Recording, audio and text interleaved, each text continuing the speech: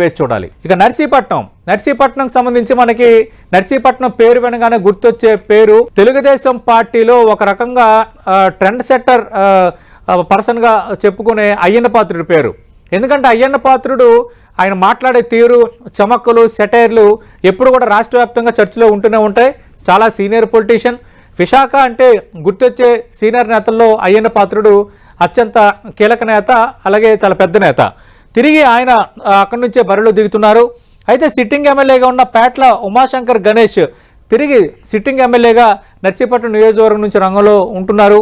పేట్ల ఉమాశంకర్ గణేష్ ఎవరో కాదు, ప్రముఖ దర్శకుడు పూరి జగన్నాథ్కు స్వయాన సోదరుడు. ఆయన సిట్టింగ్ ఎమ్మెల్యేగా రంగంలో ఉండబోతున్నారు. మరి అయ్యన్న పాత్రుడు లాంటి చాలా సీనియర్ నేత. ఎందుకంటే కూటమి ప్రభుత్వం కనుక వస్తే చాలా కీ పొజిషన్స్లో చాలా కీలక మంత్రిత్వ శాఖ ఖచ్చితంగా అయ్యన్న పాత్రుడికి దక్కే వాతావరణం.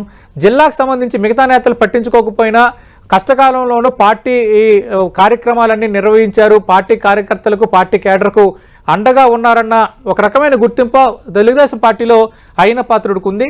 బట్ అయ్యన్న పాత్రుడికి సంబంధించి నర్సీపట్నం అనేది కీలక నియోజకవర్గం. గత ఎన్నికలు ఆయన ఓడిపోయారు కాబట్టి ఈసారి కూడా ఖచ్చితంగా ఓడిస్తానని పేట్ల ఉమాశంకర్ గణేష్ చెప్తున్నారు. మరి ఓడిస్తారా లేదంటే ఏం జరగబోతుంది అనేది ఆసక్తికరంగా మారింది.